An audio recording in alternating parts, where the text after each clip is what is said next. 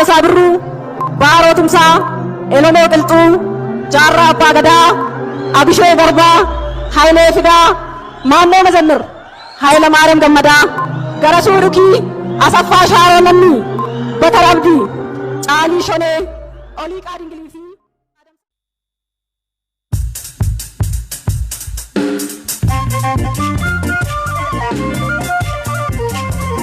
Ashama hordoftoota keenya tamsaasni kallattii raadiyoo BBC Afaan Oromoo eegalee jira. Saganticha kan isiniif dhiyeessu Anzaalaa Lamtaa Addesaati.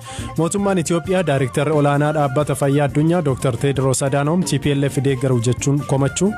What the government actually is not happy about, Tedros never. Mootummaan irra caalaa Tedros itti kan mufate maaltu ta'aa jira jedhee gaafachuu hafuu isaattidha. Akkasumas asiifachi jecha aanga'ootaa fi hoogganaan bulchiinsa yeroo fi naannoo Tigraay bakkeewwan to'annoo Tplf jalaa ba'an keessatti caasaa isaa diriirsuuf akka jiru ibsuu fi dhimmoota kaan irrattis waan dubbatan qabanneera. Kaayyoo daawwannaa itti aanaa ministeera muummee Dammaqaa Mokonnon gara biyyoota Afrikaatti taasisanis gaafanneera. Oduuwwan gaggabaaboo addunyaas qabna. Turtii gaarii. Jalqabaatiin aramaa haroo xaanaa weeraree ture balleessuuf duula taasifameen 80 buqqisanii baasu duula kana kan dursan Dr. Ayyaalaw Waldee himan. Aramaan buqqa'e kun gara haroo kanaatti akka hin deebineef fageessuun xumuramee jiras jedhan. Amma kan itti jirru gubuu, firfirsuu fi saafee buqqisuudha. Guyyoota 10 dhufanitti gara harka 90tti ol guddifna. Qaamolee gubbaarraas gargaarsa guddaatu taasifamaa jira. Qonnaan bultoonni 14,000 ol ta'anis irratti hirmaachaa jiru. Haala gaariidhaan nuuf deemaa jira jechuu dandeenya. Wanti guddaan asirraa baranne miira wanti hundi ni danda'amaa jedhu nutti horuu isaati. Hiika dachaa nuuf qaba.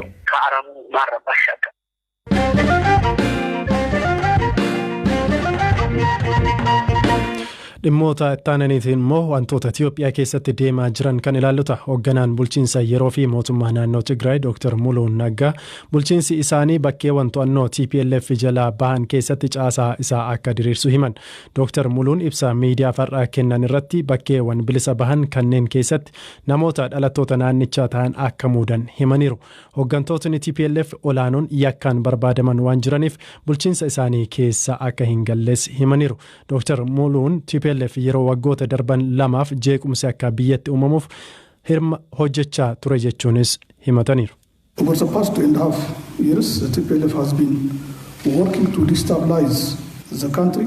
Waggoota lamaaf walakkaa darbaniif Tplf biyya jeequuf hojjechaa turan. Gochoota tokkummaa fi olaantummaa biyyaa miidhan hojjechaa turan. Addatti dargaggootaaf ijoollee umriin isaanii hin geenye baay'ee maqaa humna addaa naannichaa fi milishaa jedhuun leenjisaa turan. Dabalataan uummata Itoophiyaa gidduu walamantaan akka hin jiraannee fi waljibbiinsi akka babal'atuuf hojjechaa turan. Sababa koronaa vaayirasiin filannoo biyyaalessaa dheereffame cabsuun filannoo geggeessan. Dhumarratti ammoo mootummaa federaalaaf beekamtii dhoowwachuun naannichatti jeequmsi akka uumamuuf hojjechaa turan. Haa ta'u malee kabaja uummata Tigraayiif jecha mootummaan federaalaa waraanatti akka hin galamneef waamicha taasisaa ture. Garuu gareen kun sadaasa 3 haleellaa nama qaanessu humna ittisa biyyaa naannicha keessa jiru irratti raawwate. This act is unacceptable, it's illegal, it is inhuman.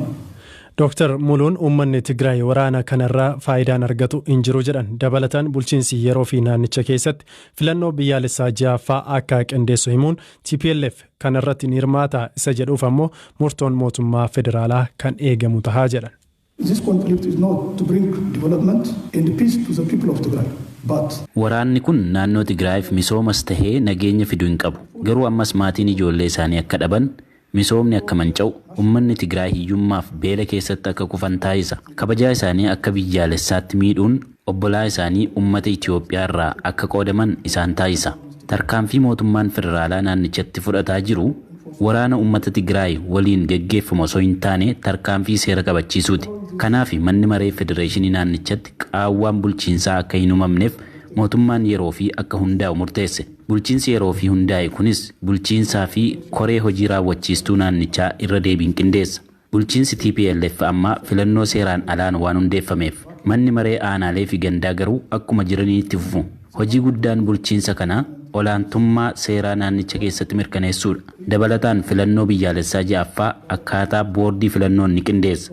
Bulchiinsi kun wiixinee chaartarii hojiileen kunneen ittiin raawwataman qopheessaa jira. On how to operate or to implement this responsibilities and tasks successfully. Darbaa jirudha. Gidduutti immoo oduuwwan gaggabaaboon isinitti hima. Keeniyaan yeroo weerara COVID kanatti illee abaaboo gara alaatti ergitu dabaluu himte. Gatiin abaaboo alatti ergamerraa doolaarri Ameerikaa biiliyoona 1.1 ta'u argamuutu himame. Kunis kan ta'e fedhiin abaaboo gabaa idil addunyaa irratti dabaluu isaatiin akka ta'es. Ibshaatti lakkoofsi namoota COVID-19 qabamanii miiliyoona 2 darbe. Lakkoofsi kunis biyyoota namoonni baay'een itti qabaman keessatti sadarkaa 5ffaarra ishee kaa'eera. Ibsa guyyaa har'aa baay'een namoonni 463 lubbuun darbu ministeerri fayyaa Raashiyaa beekse. Biyyattiin seera maaskii fi gilaavii kaawwachuu cimaa ta'e labsite. Olaanoo Awustiraaliyaa yeroo waraana Afgaanistaanitti lammiilee nagaa 39 seeraan ala ajjeesuu isaaniif ragaa qabatamaa argachuu gabaasni yeroo dheeraaf eegamaa ture ibse. Humni addaa Awustiraaliyaa seera dhabummaa humnoota isaa irratti qorannoo waggaa 4f gaggeessaa tureef argannoo isaa ibseera. Qorannoo kana loltootni duraanis ta'ee amma hojiirra jiran 19 ajjechaa hidhamtoota qonnaan bultoota yookaan namoota nagaa bara 2009 fi bara 2013 raawwatameef poolisiin qoratamuu qabas jedhame. Ministeerri muummee Moozaambiik Kaalos Agostoono namoota 500tti hidhattoota islaamummaa finxaalessaniin aanaa Kaboo Delgaadoo irraa buqqaan jedhe. Torban darbee kaaba Moozaambiikitti namootni 50 ol hidhattoota kanneen morma irraa kutamuu miidiyaan biyyattii. Dhimma itti yoo ceenu humni waraanaa Itiyoophiyaa magaalaa Maqalee galuuf akka imalaa ture ibsamaa ture. Kaleessa magaalota akka Shiree to'annoo isaanii jala galchuu isaanii ibsaniiru. Har'a immoo humnootni Tplf Allamaaxaa deebisuun harka humna waraanaa Itiyoophiyaa jalaa akka fudhatan ibsaa jiru. Yaadataa biraan. Pireezidantiin naannoo Tigraay Dr. Dabratsiyoon Gabra Mikaa'el lola naannichatti geggeeffamaa jiru ilaalchisuun ibsa guyyaa kaleessaa kennaniin loltoonni mootummaa federaalaa yeroodhaafis ta'u magaalota muraasa to'atanii jiru jechuun isaanii ni yaadatama. Dubbii himaan humnoota Tplf Gabra Tsaadiq guyyaa har'aa ibsa kennaniin garuu haleellaa har'a humni keenya raawwateen injifannee jirraa jedhanii jiru. Nuti jalqabumaa kaasee tooftaan lolaa itti fayyadamne ofirraa qoluudha. Humnoonni Tigraay warreen mootummaa abbaa irree nurratti hundeessuuf dhufe humna guutuun ofirraa qolaa jira. Injifannoon iddoo qabachuu fi dhiisuudhaan hin ibsamu. Hanga yoonaatti kan nu bira darban nu haleelanii yookaan nu injifatanii miti. Bakka itti haleellu waan beeknuuf beekaa iddoo bannee dabarsina.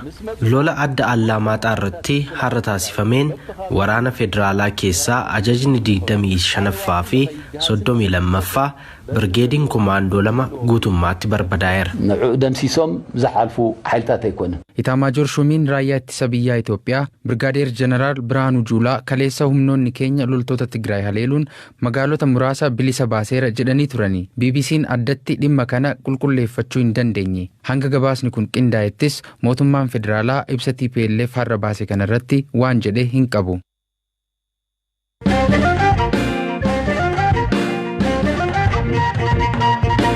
Dhimma ittaanuutiin mootummaan Itiyoophiyaa Daayirektarri Fayyaa Addunyaa Dr. Teediroos Adaanom TPLF deeggara jechuun komatan. Itaamaajoor Shumiin waliigalaa raayyaa ittisa biyyaa Jeneraal Biraanuu Juulaa ibsa kennaniin Dr. Teediroos TPLF deeggaruuf dhakaan hin galagalchine hin jiru jedhan. Dr. Teediroos dhimma kanarratti deebiin kennan hin jiru. Asilii galgaloo dabaltee isinitti himti. Walitti bu'iinsa mootummaa Itoophiyaatiif naannoo Tigraay ka jalqabji hana eegaleen lubbuu nama hedduutti ba'ee hedduun madaa'e. Eegii waraanni kun jalqabee bulchoota naannoo Tigraay kapaati TPLF hidhamanii fi naannoon bulchiinsa yeroo takoo ganamtuu mootummaan ajaje. Namoota garagaraatiif dhaabbilee daldalaa ka TPLF deeggaruu yookiin isaniin ooganamuu jedhamee abbaan alangaa qoqqobamuu isaanii ibsi.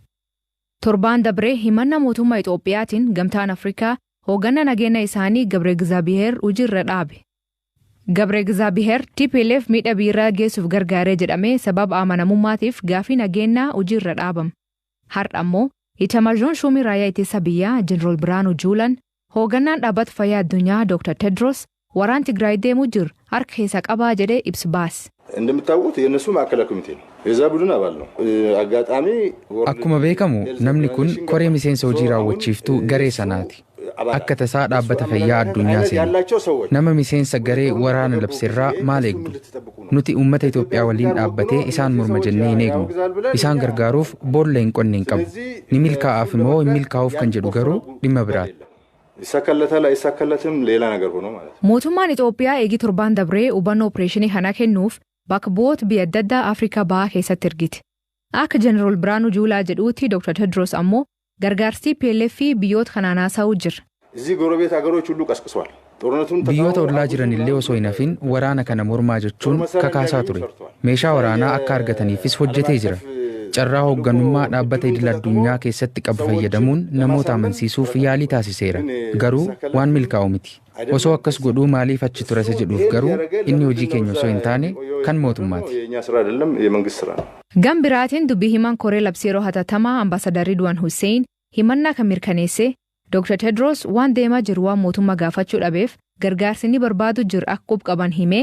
What the government actually is not happy about is Tedros never. Mootummaan irra caalaa Tedrositti kan mufate maaltu ta'aa jira jedhee gaafachuu hafuusaattidha. Akkasumas asiifachi jecha aanga'ootaa fi dhaabbilee garaagaraa qunnamuun mootummaan TPLF waliin maree akka gaggeessuuf dhiibbaa gochaa akka ture ni beekna. Nuti garuu eegaa kan turre rakkoolee jiran hiikuuf akkamiin nu gargaaruu akka danda'u irratti mootummaa qunnamee mari'achuu mala jennee ture. Mootummaan kanatti gammadaa miti. Akkamiin furmaata argata ka jedhu garuu yeroo murtaa'u isin beeksifna. Asiin dur gaaftii TPLF'n bulchitu Dr. Tedros ministeera fayyaa Itoophiyaa ture.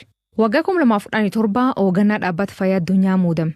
Ammoo Dr. Tedros eegii weerarii koronaavaayirasii jalqabe beekamaa ta'e addunyaa biraatti. Biyya alaatti lammii Tigraay beekamaa isa akka ta'u amanama. Dr. Tedros imana tanirraa yaadi isaa hin kennin agamma. Dhaabbati gargaarsa baqattoota UN waraanii kun jeequmsa jabaa uumuuf deemaa jedhee ibsa. Lol kanaaf namkumsa 30 olii Tigraay keessaa bisuudanii baqate. Baqattoota kan harki guddaan ijoollee jedhan.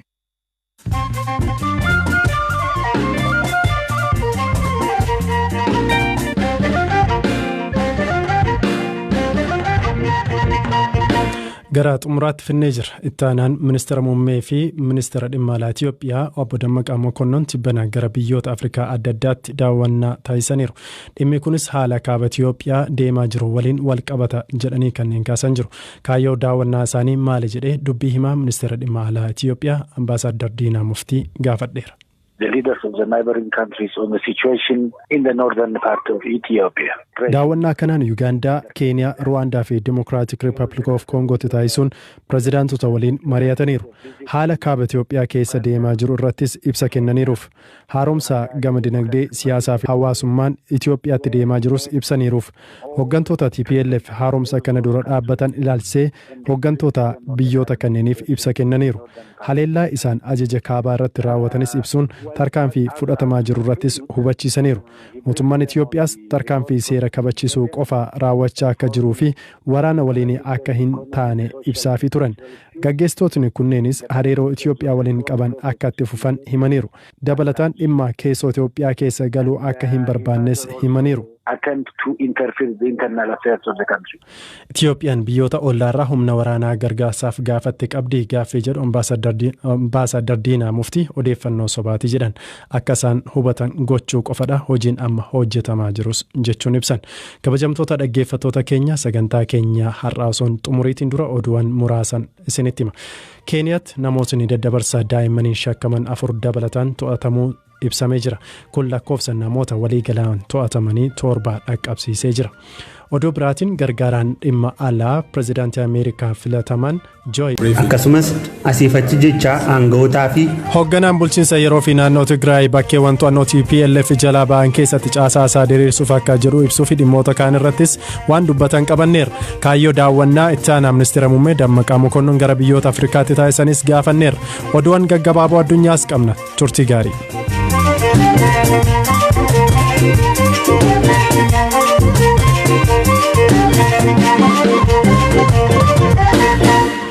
Dhimma jalqabaatiin aramaa haroo xaanaa weeraree ture balleessuuf duula taasifameen 80 buqqisanii baasuu duula kana kan dursan Dr. Ayyaalaw Waldee himan. Aramaan buqqa'e kun gara haroo kanaatti akka hin deebineef fageessuun xumuramee jiras jedhan. Amma kan itti jirru gubuu, firfirsuu fi saafee buqqisuudha. Guyyoota 10 dhufanitti gara harka 90tti ol guddifna. Qaamolee gubbaarraas gargaarsa guddaatu taasifamaa jira. Qonnaan bultoonni 14,000 ol ta'anis irratti hirmaachaa jiru. haala gaariidhaan nuuf deemaa jira jechuu dandeenya. Wanti guddaan asirraa baranne miira wanti hundi ni danda'amaa jedhuun nutti horuu isaati. Hiika dachaa nuuf qaba.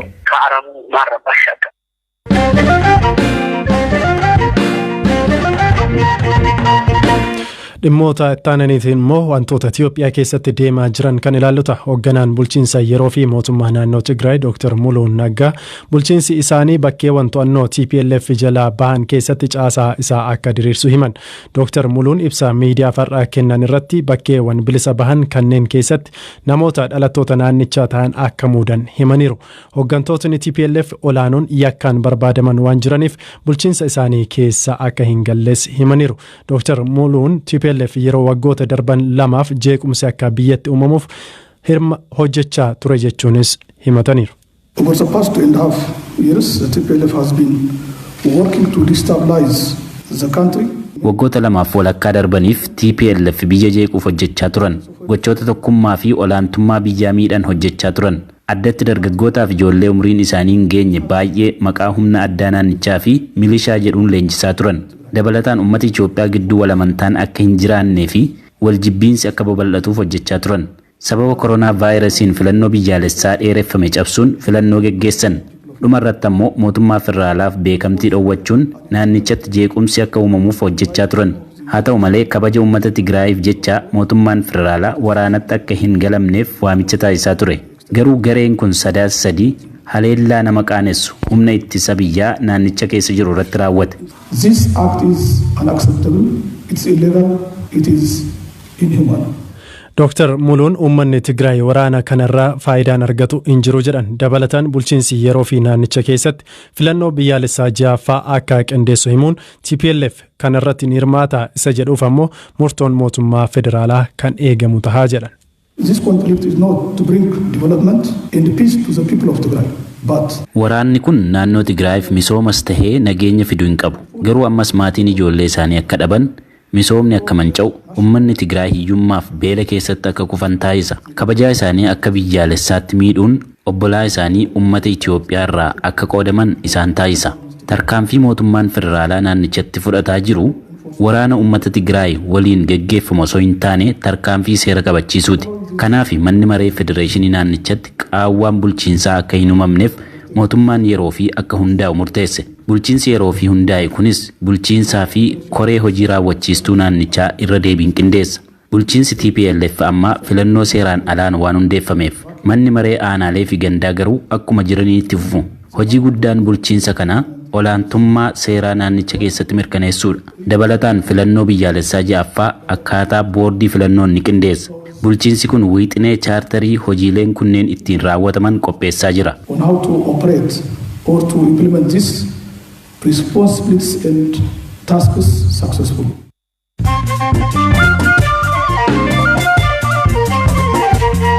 Kan dhaggeeffataa jirtan sagantaa raadiyoo BBC Afaan Oromoo kan magaalaa Naayiroobii irraatii isiniitiif darbaa jirudha. Gidduutti immoo oduuwwan gaggabaaboon isinitti hima. Keeniyaan yeroo weerara COVID kanatti illee abaaboo gara alaatti ergitu dabaluu himte. Gatiin abaaboo alatti ergame irraa doolaarri Ameerikaa biiliyoona 1.1 ta'u argamuutu himame. Kunis kan ta'e fedhiin abaaboo gabaa idil addunyaa irratti dabaluu isaatiin akka ta'es. Dhimma itti yoo ceenu humni waraanaa Itiyoophiyaa magaalaa Maqalee galuuf akka imalaa ture ibsamaa ture. Kaleessa magaalota akka Shiree to'annoo isaanii jala galchuu isaanii ibsaniiru. Har'a immoo humnootni TPLF Allamaaxaa deebisuun harka humna waraanaa Itiyoophiyaa jalaa akka fudhatan ibsaa jiru. Yaadataa biraan. Pireezidantiin naannoo Tigraay Dr. Debretsiyoon Gabramikaa'el lola naannichatti geggeeffamaa jiru ilaalchisuun ibsa guyyaa kaleessaa kennaniin loltoonni mootummaa federaalaa yeroodhaafis ta'u magaalota muraasa to'atanii jiru jechuun isaanii ni yaadatama. Dubbii himaan humnoota TPLF Gabra Tsaadiq guyyaa har'aa ibsa kennaniin garuu haleellaa har'a humni keenya raawwateen injifannee jirraa jedhanii jiru. በመሰረቱ ልሕዝ ገበርና ውግ ናይ ምክልኻል ውግ nuti jalqabumaa kaasee tooftaan lolaa itti fayyadamne ofirraa qoluudha. Humnoonni Tigraay warreen mootummaa abbaa irree nurratti hundeessuuf dhufe humna guutuun ofirraa qolaa jira. Injifannoon iddoo qabachuu fi dhiisuudhaan hin ibsamu. Hanga yoonaatti kan nu bira darban nu haleelanii yookaan nu injifatanii miti. Bakka itti haleellu waan beeknuuf beekaa iddoo bannee dabarsina. Lola adda Allamaaxaa irratti har'a taasifameen waraana federaalaa keessaa ajajni 25ffaa fi 32ffaa birgeediin kumaandoo 2 guutummaatti barbadaa'eera. ንዑ ደምሲሶም ዝሓልፉ ሓይልታት ኣይኮነን። ኢታማጆር ሹሚን raayyaa ittisa biyyaa Itoophiyaa Birgaadeer Jeneraal Biraanuu Juulaa kaleessa humnoonni keenya loltoota Tigraay haleeluun magaalota muraasa bilisa baaseera jedhanii turanii. BBC'n addatti dhimma kana qulqulleeffachuu hin dandeenye. Hanga gabaasni kun qindaa'ettis mootummaan federaalaa ibsa TPLF har'a baase kanarratti waan jedhe hin qabu.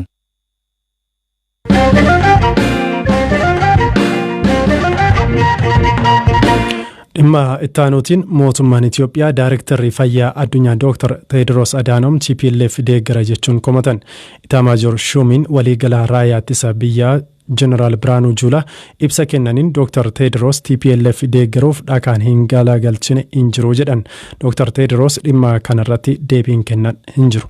Asilii galgaloo dabaltee sinatti miti. Walitti bu'insi mootummaa Itoophiyaatiif naannoo Tigraay ka jalqabji hana eegaleen lubbuu nama hedduutu ba'ee hedduun madaa'e. Eegii waraanii kun jalqabee bulchoota naannoo Tigraay kapaati TPLF hidhamanii fi naannoon bulchiinsa yeroo takka hoogganamtuu mootummaan ajaje.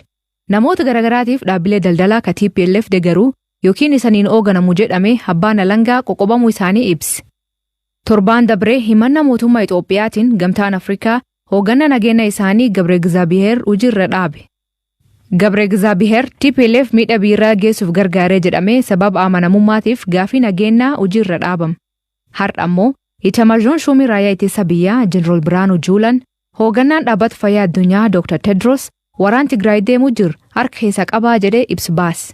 እንደምታውቁት የነሱ ማዕከላዊ ኮሚቴ ነው የዛ ቡድን አባል ነው አጋጣሚ akkuma beekamu namni kun koree miseensa hojii raawwachiiftuu garee sanaati akka tasaa dhaabbata fayyaa addunyaa seene nama miseensa garee waraana labsirraa maal eegdu nuti uummata Itoophiyaa waliin dhaabbatee isaan morma jennee hin eegnu isaan gargaaruuf boolla hin qonne hin qabu ni milkaa'aaf immoo hin milkaa'uuf kan jedhu garuu dhimma biraati.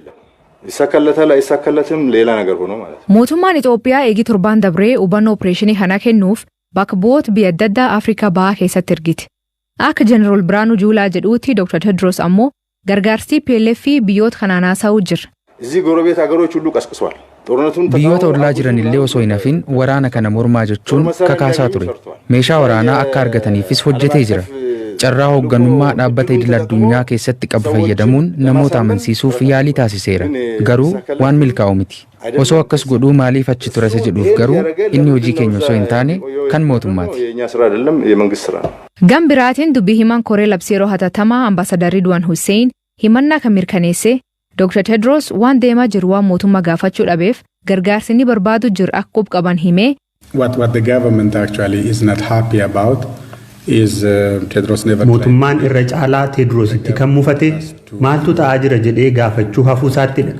Akkasumas asiifachi jecha aanga'ootaa fi dhaabbilee garaagaraa qunnamuun mootummaan TPLF waliin maree akka gaggeessuuf dhiibbaa gochaa akka ture ni beekna.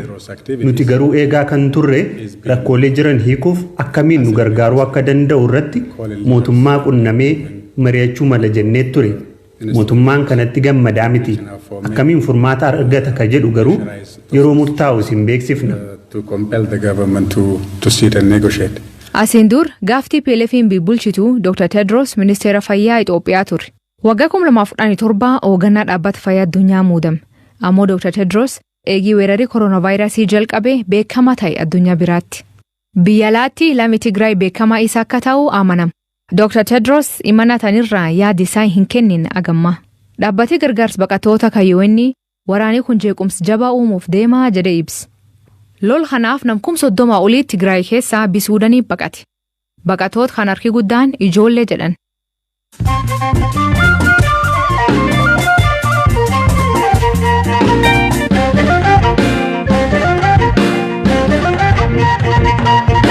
gara xumuraatti finnee jira. Ittaanaan ministeera muummee fi ministeera dhimma alaa Itoophiyaa obbo Dammaqaa Mokonnon tibbana gara biyyoota Afrikaa adda addaatti daawwannaa taasisaniiru. Dhimmi kunis haala kaaba Itoophiyaa deemaa jiru waliin wal qabata jedhanii kanneen kaasan jiru. Kaayyoo daawwannaa isaanii maali jedhee dubbii himaa ministeera dhimma alaa Itoophiyaa ambaasaadar Diinaa Muftii gaafadheera. the leaders of the neighboring countries on the situation in the northern part of Ethiopia. Daawwannaa kanaan Yuugaandaa, Keeniyaa, Ruwaandaa fi Democratic Republic of Congo taasisuun pirezidaantota waliin mari'ataniiru. Haala kaaba Itoophiyaa keessa deemaa jiru irrattis ibsa kennaniiruuf. Haaromsa gama dinagdee, siyaasaa fi hawaasummaan Itoophiyaatti deemaa jirus ibsaniiruuf. Hooggantoota TPLF haaromsa kana dura dhaabbatan ilaalchisee hooggantoota biyyoota kanneeniif ibsa kennaniiru. Haleellaa isaan ajaja kaabaa irratti raawwatanis ibsuun tarkaanfii fudhatamaa jiru irrattis hubachiisaniiru. Mootummaan Itoophiyaas tarkaanfii seera kabachiisuu qofa raawwachaa akka jiruu fi waraana waliin akka hin taane ibsaafii turan. Gaggeessitootni kunneenis hariiroo Itoophiyaa waliin qaban akka itti fufan himaniiru. Dabalataan dhimma keessoo Itoophiyaa keessa galuu akka hin barbaannes himaniiru. Attempt to interfere the internal affairs of the country. Itoophiyaan biyyoota ollaarraa humna waraanaa gargaarsaaf gaafatti qabdi gaaffii jedhu ambaasaadar Diinaa Muftii odeeffannoo sobaati jedhan. Akka isaan hubatan gochuu qofadha hojiin amma hojjetamaa jirus jechuun ibsan. Kabajamtoota dhaggeeffattoota keenya sagantaa keenya har'aa osoo xumuriitiin dura oduuwwan muraasan isinitti hima. Keeniyaatti namootni daddabarsa daa'immaniin shakkaman 4 dabalataan to'atamuu ibsamee jira. Kun lakkoofsa namoota walii galaan to'atamanii 7 dhaqqabsiisee jira. Oduu biraatiin gargaaraan dhimma alaa pirezidaantii Ameerikaa filataman Joe Biden waraanni naannoo Tigraay keessatti deemsamaa jiru akka dhaabbatuuf gaafataman. Walitti bu'insi sanyummaa fi deeggarsi namoomaa naannicha keessa. Sasaabirruu, Baarotumsaa, Oromoo Qilxuu, Jaarraa Abbaa Gadaa, Abishoo Garbaa, Hayilee Fidaa, Maannoo Mazannir, Hayila Maariyaam Gammadaa, Garasuu Dhukii, Asaffaa Shaaroo Lammii, Batar Abdii, Caalii Shonee.